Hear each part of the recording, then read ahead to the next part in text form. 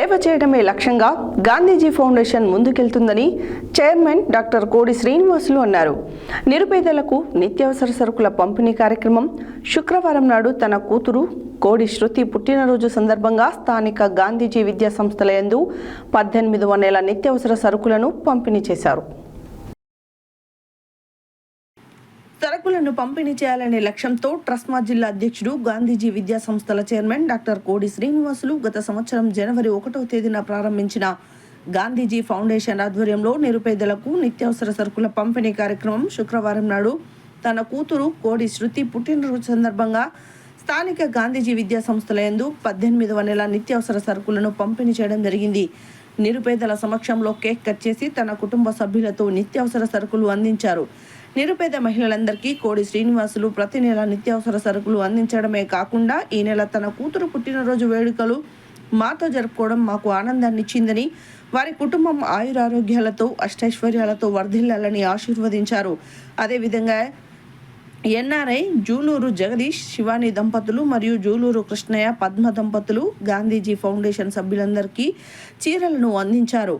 ఈ సందర్భంగా Gandhiji foundation chairman doctor కోడి శ్రీనివాసులు మాట్లాడుతూ నిరుపేదలకు సేవ చేయాలనే లక్ష్యంతో కుటుంబ సభ్యులతో కలిసి ఈ కార్యక్రమానికి శ్రీకారం చుట్టామని, భవిష్యత్తులో మరెన్నో సేవా కార్యక్రమాలు మా గాంధీజీ ఫౌండేషన్ తీసుకొస్తుందని తెలిపారు. తాము ఉన్నంత వరకు పేదలకు సేవ చేస్తూనే ఉంటామని తెలిపారు.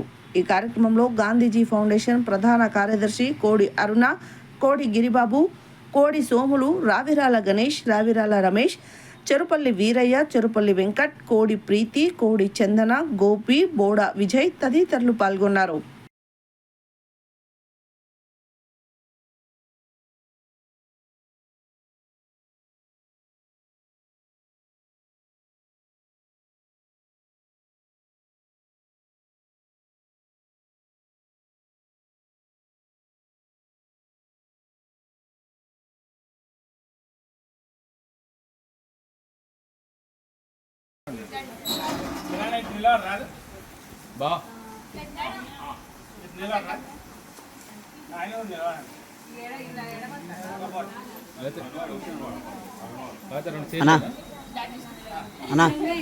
అన్నా